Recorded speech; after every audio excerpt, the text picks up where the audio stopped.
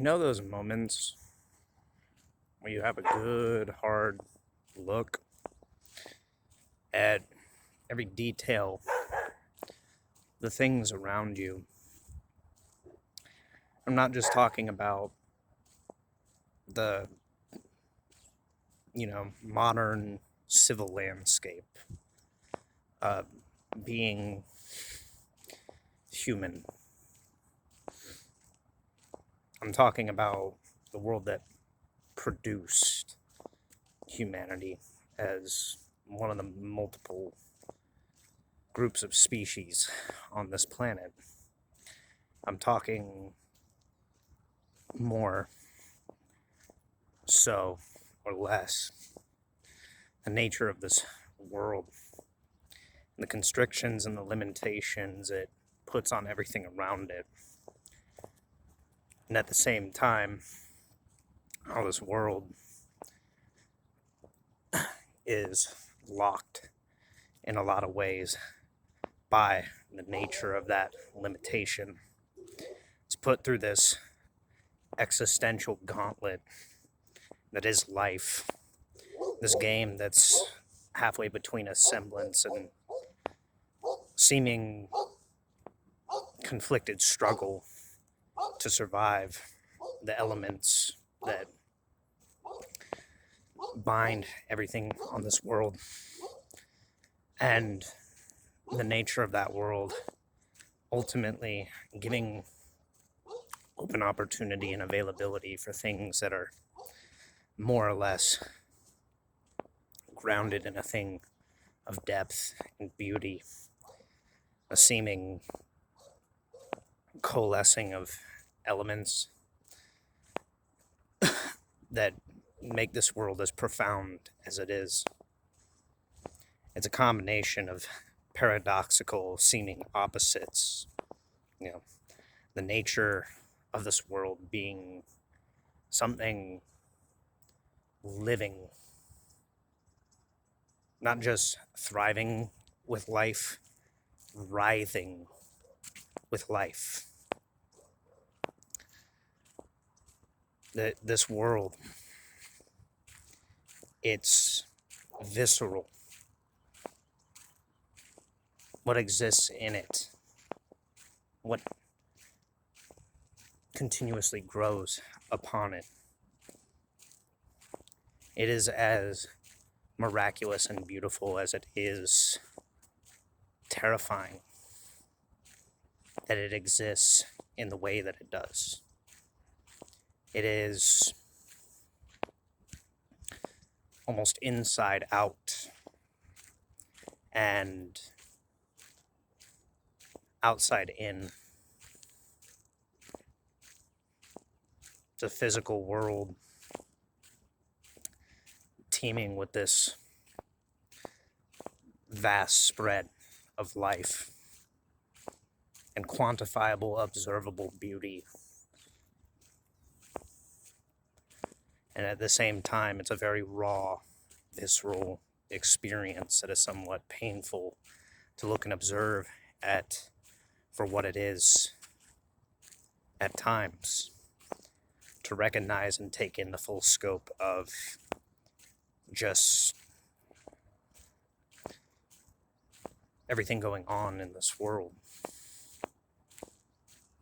And we come to humanity, this species, this being, this kind of this caretaker in a lot of ways, this custodian of the world.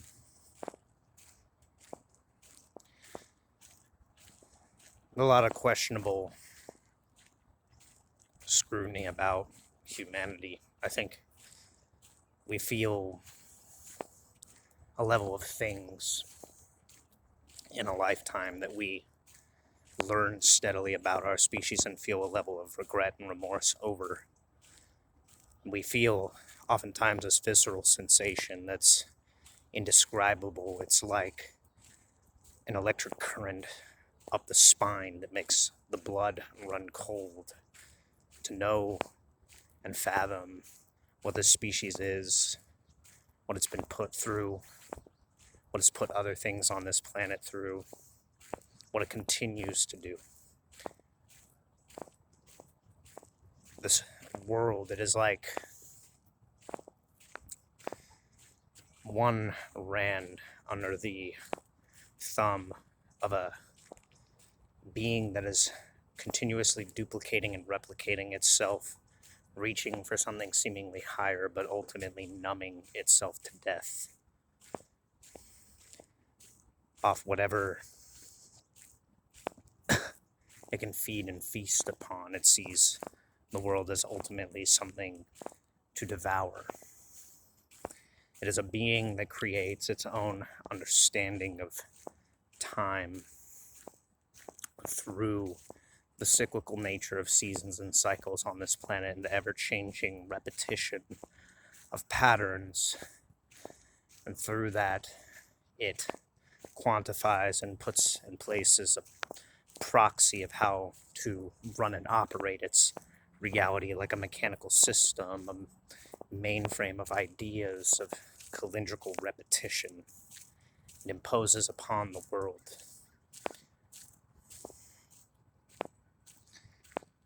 Man is like Chronos.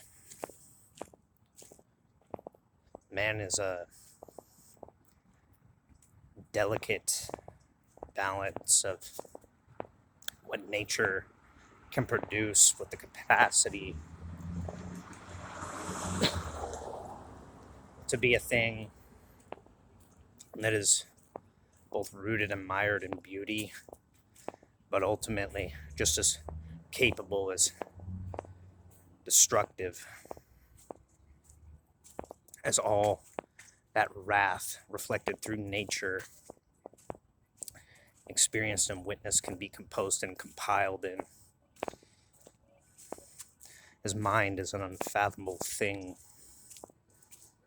It takes from a world animated with the breath of life, and through it transposes and transpires ideas and shapes of different flickering images, and ultimately brings and molds like him some thread, some tapestry bound in fate and destiny, like his connection to creator and clay attempts to repeat in his making and being of his own image that same process of whatever can be slated from the material of the world, not understanding that he himself is a product of that world. He seeks to repeat the cycle that made him, but he does so in a way that ultimately is mired in his imperfections.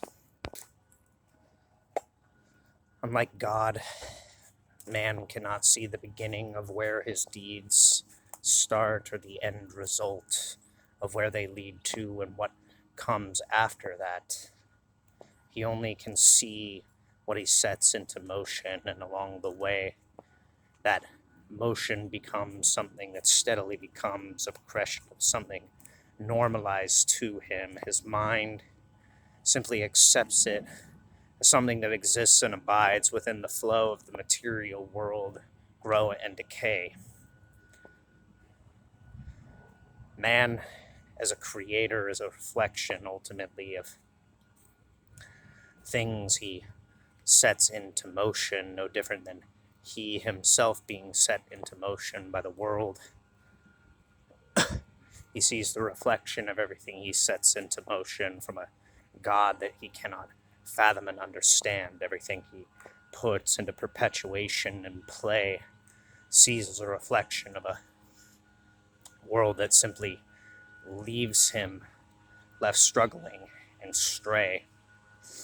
He sees the world as something ultimately that creates him and then is unfathomably uncaring and cold and unkind.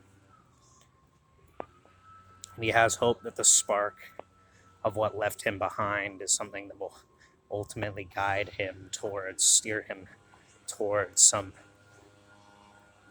formality of light, this idea, this concept, this notion of what is higher, what is unfathomable, not understanding that it is both the womb and the spark that exist and coincide, not as two separate things, but the very crack in the unfathomable void that leads to creation to begin with. It's like a memory in the mind. Man, as the imperfect human Promethean god, the falling star, brings light to an otherwise bleak, cold world of clay, sparks and initiates the first flame within himself and breathes into life a weighted measure of his health and capacity and ability to create on this world, ultimately sets things into motion, but never thinks long term to see what he begins transpiring and where it ends, nor does he fathom to think about what he repeats from past demonstrations of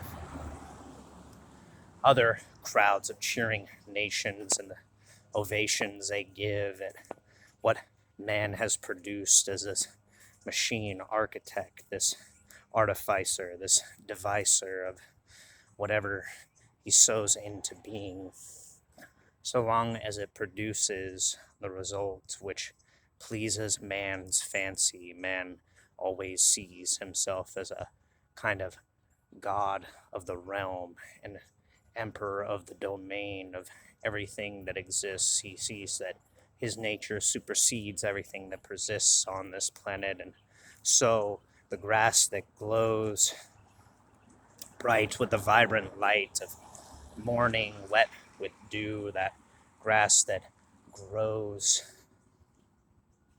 blades tall, and all of what history and the blood that transpired to preserve it ensued, sees it as something that he simply places his feet upon, and not for the gift that it is, that it comes rooted in a soil that is absorbed and taken millions years worth of death and decay into its arms and allowed him to stand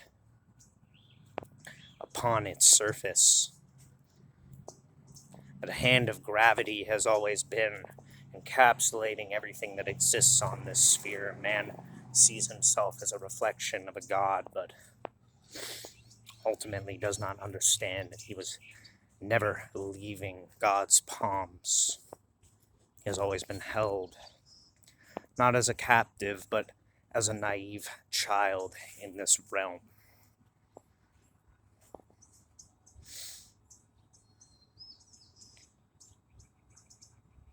Waiting for a time and a moment in history when time slows and a stagnation grows, not a death and decay, but a dropping away, a shedding of skin, of understanding the layers of depth and detail that went from crafting everything outward, and when that is finally reflected within, that whatever man sets into motion in this world, he best be weary and make sure that he learns from the repetition and patterns of history that have produced the circumstances that unfolded prior to his story.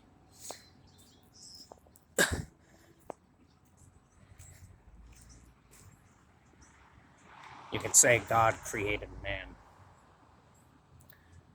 but God is hardly a reflection of what man is.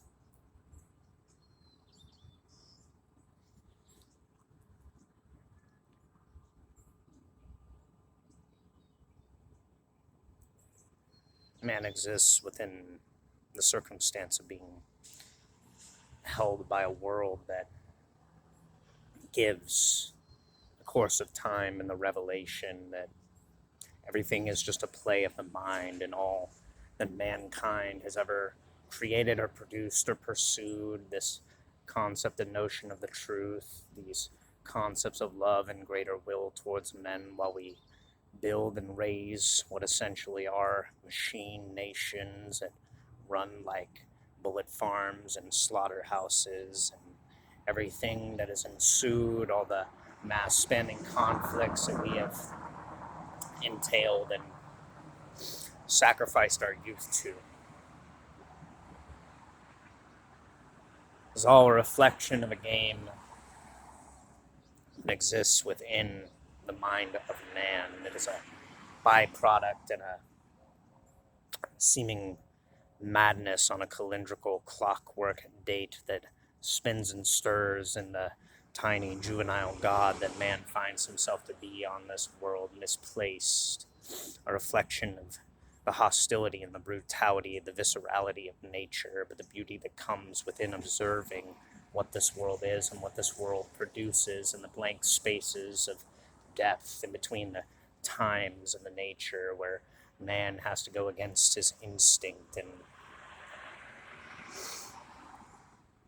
sacrifice bits and pieces of himself for what he ultimately deems the greater good. The continuous perpetuation of this existence is what he truly clings to as the being that he is, regretting remorsefully the idea that maybe his nature, being what it is not meant to caretake and be necessarily a custodian or ruling overseer of this garden, but that maybe he simply was here to observe as a witness and to not lead and steer, but to facilitate the nursing of the wounded, the sick, and the dying to what ultimately is a womb and a tomb, this earth-breathing light, breathing spark into the darkness of matter and material, puppeteering everything through the still beating heart.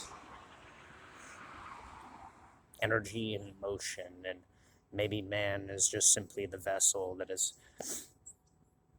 supposed to cleanse the waters in that ocean, not with a sacrifice of blood, but maybe simply by being and existing and abiding in a way that takes from what nature produces and ultimately finds in it medicinal uses.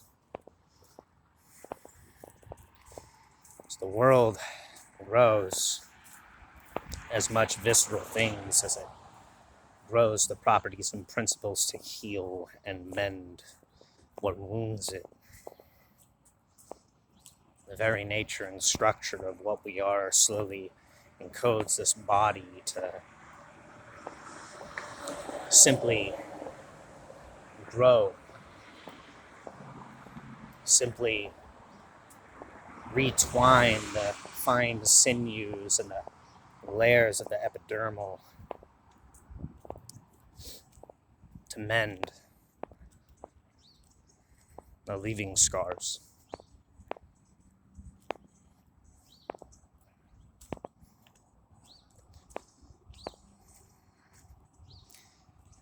I don't think man a god. I think man a being of creation that's as lost in his own storytelling as he is being at odds with something that he ultimately cannot comprehend. So he struggles to find within himself a reflection of where that story ends and where that story begins, and somewhere along the lines he finds amidst the shade of his own reflection that idea that he calls God, and he superimposes it into the world, into the sky, never understanding the very nature of what he calls God ultimately to begin with was outside of him the whole time and needed no secondary structure of his own ideas. It just was what existed around him for thousands of years, already living and already breathing, already existing and abiding and moving things in nature. It's already a process in perpetual motion. We were invited to observe that thriving, teeming, writhing life, that existence, that being that we call biology, that singular drop in the ocean that we are all part of. Man simply was meant to be a vessel that exists and persists and thrives and endures, not to take lives or to predicate his own survival over anything. Man was made to exist and persist the same way that everything else does in nature. It wasn't about being the apex. What exists ultimately on this planet that is as above or so below you that you can see anything more or less as a superpositionality of the same experience taking place in some way, in some form. It's all energy at play and things in motion. No matter how complex, no matter how simple, there is no pinnacle in reality. It's all superpositioning. It's all moving through biomechanical mechanisms in its own way. The world is writhing, the world is thriving, the world is teeming with life, and here we are caught in a narrative, distorted story of taking our own mental machine architecture and superimposing it on the world just to guarantee our own thriving, our own surviving, our own way of superimposing a godlike lifestyle on a planet that ultimately made and produced us, that we are now choking and attempting to strangulate, to sputter out. We do the things that we do with a level of ignorance and conceitedness to the reality that we have put this world through. So ultimately, the nihilistic interpretation of all the things that we are afraid of that we produce in this planet. They're a reflection of our wish, our desire for this nightmare to end that's been set forward in repetition by what mankind has produced. Ultimately, it lets loose a stream of various voices in the minds of those brave enough to seek out true and still truer answers to what time has defined and categorized as a hall of mirrors, meant to reflect us from seeing what all of these years of repetition and the motion and the machine that we have produced actually exist as. It's persistently feeding off flesh thrown into the gears of what we produce as an ideal image of what man, the artificer, the machine architect is. His own God produces his own devil. A metacosmic reflection, the very armor that he wears to shelter and confine and protect him from the reality that he sees himself as separate and not deserving of life to begin with, but still wants to rule and cling to the struggle that life is. That gives him a semblance of meaning and purpose. So he abides like a parasite on the world's surface.